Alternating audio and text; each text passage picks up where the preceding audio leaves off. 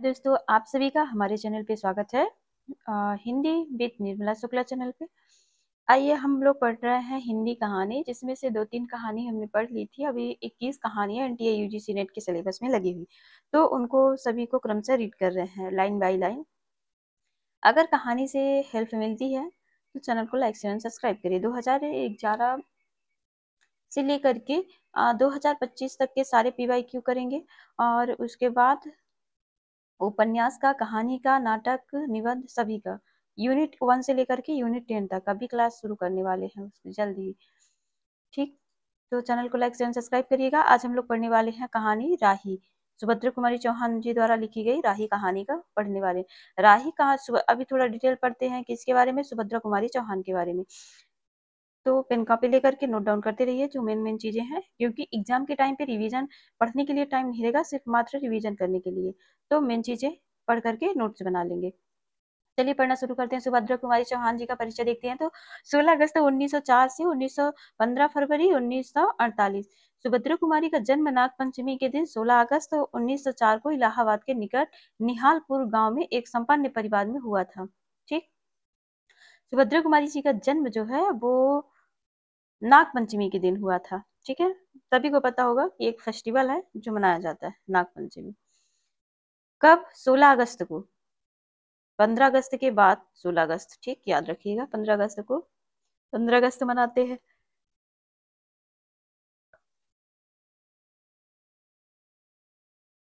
उन्नीस सौ चार में हुआ, इलाहाबाद के निकट। इलाहाबाद मतलब उत्तर प्रदेश में, निकट निहालपुर गांव में एक संपन्न परिवार में हुआ था। 1913 में जब वे 9 वर्ष की थी, तभी उनकी पहली कविता प्रयाग से निकलने वाली मर्यादा पत्रिका में प्रकाशित हुई थी। यह कविता सुभद्रा कुमारी के नाम से छपी थी। पहली ही सुभद्रा जी ने यह कविता नीम के पेड़ पर लिखी थी। सुभद्रा चंचल और कुशाग्र बुद्धि की थी। सुभद्रा कुमारी और महादेवी वर्मा दोनों बचपन की सहेलियां थी।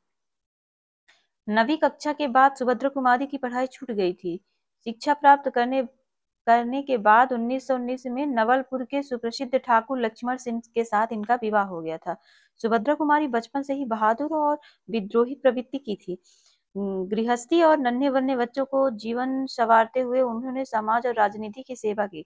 1920-21 तक सुभद्रा कुमारी लक्ष्मण सिंह अखिल भारतीय कांग्रेस कमेटी के सदस्य रहे। 1922 में जबलपुर का झंडा सत्याग्रह देश का पहला सत्याग्रह था, जिसमें सुभद्रा जी पहली महिला सत्याग्रही थी। रोज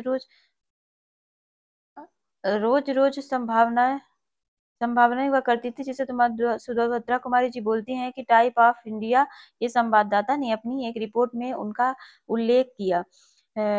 लोकल सरोजनी कहकर लिखा था। लक्ष्मण सिंह जैसा ही जीवन साथी माखनलाल चतुर्वेदी जैसा था। पद प्रदर्शन, वे स्वतंत्रता के राष्ट्रीय आंदोलन बराबर सक्रिय रहे। इस बार वे जेल भी गए थे। जलियांवाला बाग निशंस हत्याकांड से इस उम्र पर गहरा आघात हुआ था।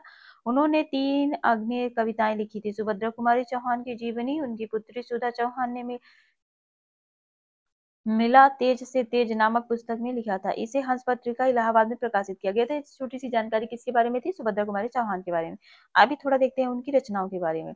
सुभद्रा कुमारी चौहान ने 88 कविताएं और 45 कहानियां रची थी। 46 कहानियां, 88 कविताएं हैं और 46 कहानियां हैं।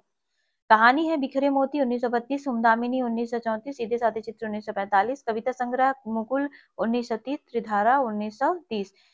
जीवनी है मिला तेज से तेज। राही कहानी की समीक्षा देख लेते हैं। आ जाते हैं अपने मेन चीज पे, मेन मुद्दे पे आते हैं।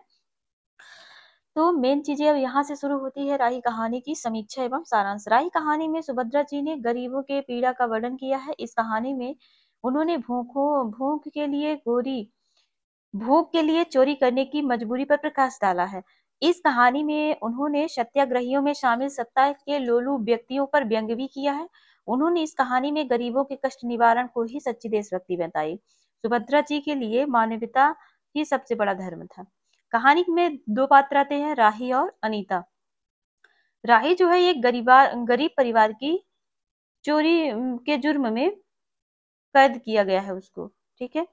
और अनीता जो है एक अमीर घर की महिला जो स्वतंत्रता संग्राम में क्रांतिकारी गतिविधियों के कारण जेल में गई है।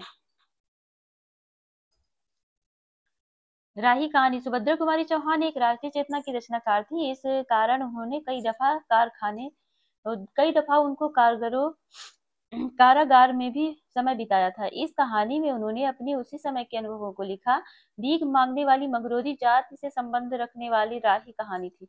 देखिए, सुभद्रा कुमारी चौहान जी क्या कर रही हैं, ये विद्रोही थी ना, तो स्वतंत्रता के लिए कई बार इन्हें जेल भी जाना पड़ा। ऐसे काम करती थी, कुछ भी बोल देती थी, जिनको उठा करके जेल में डाल दिया जाता था। और ये बड़े घर की संपन्न परिवार की थी, ऊपर जैसे कि हमने इनके परिचय के बारे में पढ़ ही लिया।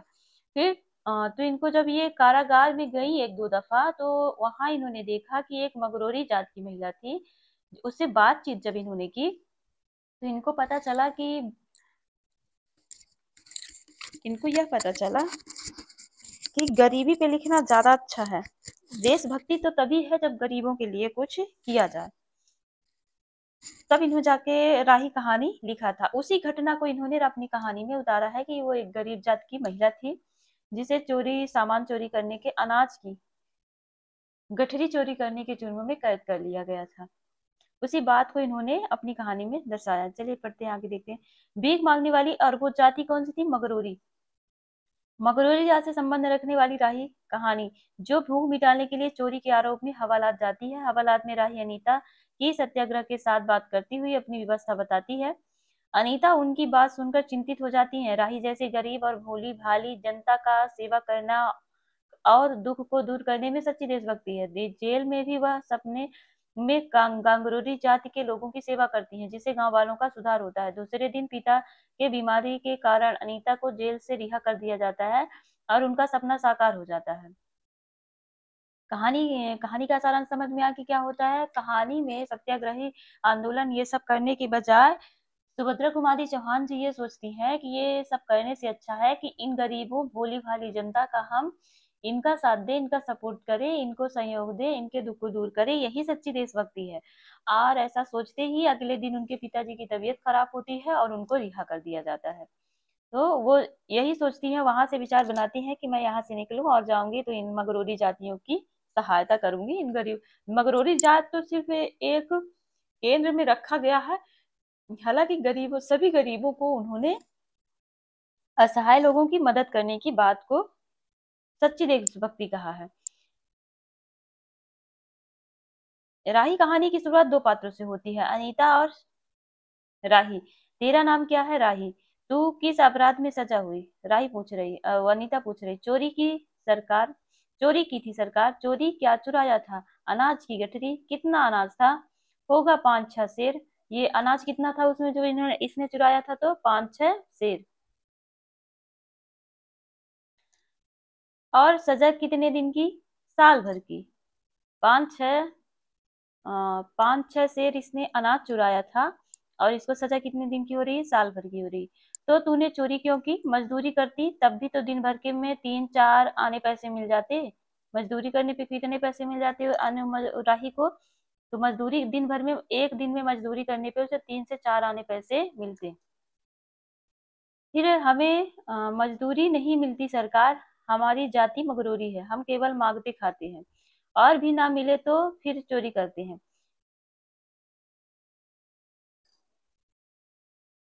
उस दिन खाने को नहीं था। बच्चे भूख से तड़प रहे थे। बाजार में बहुत देर तक मांगा। बोझा ढोने के लिए टुपरा लेकर भी बैठी रही, पर कुछ नहीं मिला। सामने किसी का बच्चा रो रहा था। उसे देखकर मुझे अपने बच्चे की याद आ गई। वहीं किसी की अनाज की गठरी रखी हुई थी। उसे लेकर अभी भाग ही रही थी कि पुलिस ने पकड़ लिया।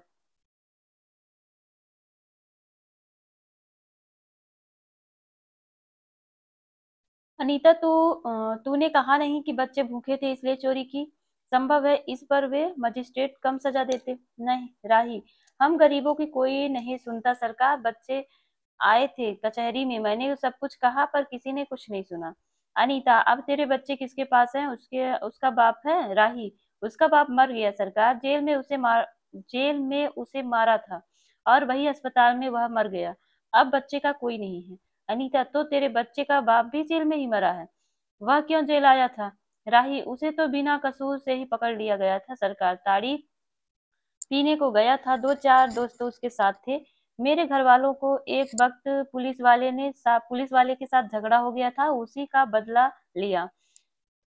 109 में इसका चालान करके साल भर की सजा दिला दी, वही मर गया। अनीता: अच्छा, जा अपना काम कर। अनीता सत्याग्रह करके जेल में आई थी। पहले उसे बी क्लास दिया गया था, फिर उसे के घर वालों ने पढ़ी लिखी करके एक क्लास में दिलवा दिया। अनीता के सामने एक प्रश्न था। वह सोच रही थी कि देश की दरिद्रता और इन निरीह गरीबों के कष्टों को दूर करने का कोई उपाय नहीं। हम सभी परमात्मा के संतान हैं, एक ही देश के निवासी, कम से कम हम सबको खाने पहनने का समान अधिकार तो हो ही। फिर यह क्या बात है कि कुछ लोगों को बहुत आराम है और कुछ लोग पेट के अन्न के लिए चोरी करते हैं। उसके बाद विचार में दूरदर्शिता के कारण या सरकारी वकील के चतुरपूर्ण जिहर के कारण छोटे छोटे बच्चे की माताएं जेल भेज दी जाती हैं। उनके बच्चे भूखे मरने के लिए छोड़ दिए जाते हैं, और एक और तो यह कैदी जो जेल आकर के सचमुच जेल जीवन में कष्ट उठाती है, और दूसरी ओर हम लोग जो अपनी देशभक्ति का ढिंढोरा पीटते हुए जेल आते हैं। हमें हमें आमतौर से दूसरे कैदियों के मुकाबले अच्छा बर्ताव किया जाता है, फिर भी हमें संतोष नहीं होता। हम जेल आकर ए और बी क्लास के लिए झगड़ते रहते हैं। जेल आकर भी हम कौन सा बड़ा त्याग कर देते हैं। जेल में हमें कौन सा कष्ट रहता है, सिवाय इसके कि हमारे माथे पर नेतृत्व का सील लग जाता है। हम बड़े अभिमान के साथ कहते हैं, यह हमारी चौथी जेल यात्रा है, यह हमारी 5वीं जेल यात्रा है। अपनी जेल यात्रा के किस्से बार बार सुना सुना करके आत्मगौरव अनुभूत करते हैं। तत्पश्चात कि हम जितने बार जेल आ चुके होते हैं, उतनी ही पीढ़ी हमारे देश भक्ति और त्याग से दूसरे के ऊपर उठ जाती। इसके बल पर जेल से छूटने के बाद कांग्रेस को राज्य की सत्ता मिलते ही हम मिनिस्टर, स्थानीय संस्थाओं में मेंबर क्या क्या हो जाते हैं। अब देखिए, यहाँ पे ये हो रहा है कि अनीता जो है राही से बात करके उसको भेज देती है कि हो गया, ठीक है, तुम जाओ, और चिंतन करने लगती है कि इन गरीबों की दशा देखिए, और हम लोग हैं कि सत्याग्रह कर करके यहाँ आते हैं और अपने ए और बी क्लास के लिए, मतलब कि अच्छे ए और बी क्लास का मतलब तो समझते ही होंगे कि जैसे जो बच्चा थोड़ा ज्यादा अच्छा है तो उसको अच्छे कैटेगरी में रखेंगे, ए नंबर में रखेंगे, तो जो थोड़ा उससे कमजोर है बी में रखेंगे। उसी तरह से क्या हुआ, जेल में भी ए सेक्शन बी सेक्शन बनाया गया है, जिसमें अनीता ए और बी के लिए, मतलब वहां के माहौल के बारे में बताती है कि लड़ाई हम लोग लड़ते रहते हैं, ठीक, और यहाँ भी अच्छे से रहते हैं, लेकिन उन गरीबों का क्या। अनीता सोच रही थी कि कल तक जो खादर भी नहीं पहनते थे, बात बात बात पर कांग्रेस का मजाक उड़ाते थे, कांग्रेस के हाथों में थोड़ी शक्ति आते हुए कांग्रेस भक्त बन गए, खादर पहनने लगे, यहाँ तक कि जेल में भी दिखाई पड़ने लगे। वास्तव में यह देशभक्ति व सत्ता भक्ति, देशभक्ति है या तो सत्ता भक्ति। अनीता और आत्मा बोल उठी, वास्तव में सच्ची देशभक्ति तो उन गरीबों के कष्ट निवारण में है, जो ये दूसरे नहीं, हमारी ही भारत माता की संतानें हैं। इन हजारों लाखों भूखे नंगे भाई बहनों की हम यदि हम कुछ भी सेवा कर सके तो सचमुच हमने अपने देश की सेवा की है। हमारा वास्तविक जीवन तो देहातों में ही है। किसानों की दुर्दशा से हम सभी थोड़े बहुत परिचित हैं, पर इन गरीबों के पास ना घर है ना द्वार है। अशिक्षा अज्ञानता का इतना बड़ा पर्दा जो इनकी आंखों पर पड़ा है, होश संभालते ही माता पुत्री को और सास बहू को चोरी की शिक्षा देती है, और उसका यह विश्वास है कि चोरी करना और भीख मांगना ही उनका काम है। इससे अच्छा जीवन बिताने की वह कल्पना भी नहीं कर सकते। आज यहाँ डेरा डाले तो कल कहीं और चोरी की, बचे तो बचे, नहीं तो फिर 2 साल के लिए जेल गए। क्या मानव जीवन का यही लक्ष्य है? क्या क्या लक्ष्य है भी अथवा नहीं? यदि नहीं तो विचार दर्शन की उच्च सतह पर टिके हुए हमारे जन नायकों और युग पुरुषों की हमें क्या आवश्यकता है? इतिहास, दर्शन, ज्ञान, विज्ञान का कोई अर्थ नहीं होता, पर जीवन का लक्ष्य है, अवश्य है। संसार की मृग मरीचिका में हम लक्ष्य को भूल जाते हैं। सतत के ऊपर तक पहुंच पाने वाली कुछ कछुए महान आत्माओं को छोड़कर सारा जन समुदाय संसार में अपने को खोया हुआ पाता है। कर्तव्य कर्तव्य का उसे ध्यान नहीं, सत्यासत्य की समझ नहीं, अन्यथा मानवीयता से बढ़कर और कौन सा धर्म है। पतित मानवता को जीवन दान देने की अपेक्षा भी कोई महत्वपूर्ण है। राही जैसी कोई भोली भाली किंतु गुमराह आत्माओं के कल्याण की साधना होनी चाहिए। सत्याग्रही यही प्रार्थना प्रतिज्ञा ना हो, देशभक्ति का यही मापदंड क्यों ना बने। अनीता दिन भर इन्हीं विचारों में डूबी रही। सत्याग्रही की यही प्रथम प्रतिज्ञा क्यों ना हो, देशभक्ति का कोई मापदंड क्यों ना हो। अनीता दिन भर इन्हीं विचारों में डूबी रही। शाम को वह इस प्रकार कुछ सोचते सोचते सो गई थी। शाम को सोचते सोचते सो गई।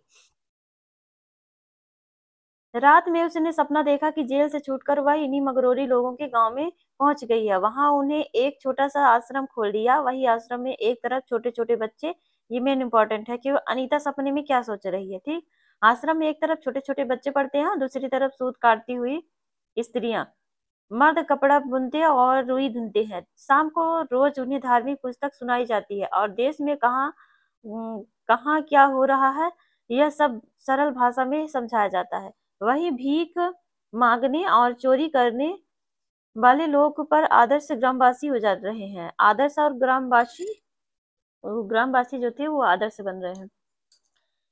रहने के लिए उन्हें छोटे छोटे अपना घर बना लिया। राही के अनाथ बच्चों को अनीता अपने साथ रखने लगी।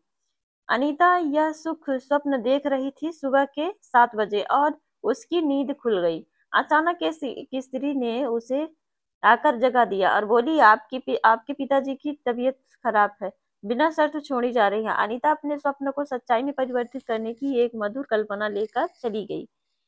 इस कहानी के माध्यम से सुभद्रा कुमारी चौहान यह संदेश देती है कि गरीबों के कल्याण के बिना सत्याग्रहियों का देशभक्ति सत्ता कहलाती ही नहीं। वास्तव में सच्ची देशभक्ति तो गरीबों के कष्ट निवारण से है। गुमराह लोगों को सही रास्ते पर लाने का प्रयास मानवता ही हमारा सबसे बड़ा धर्म है। इस प्रकार से यह कहानी समाप्त होती है।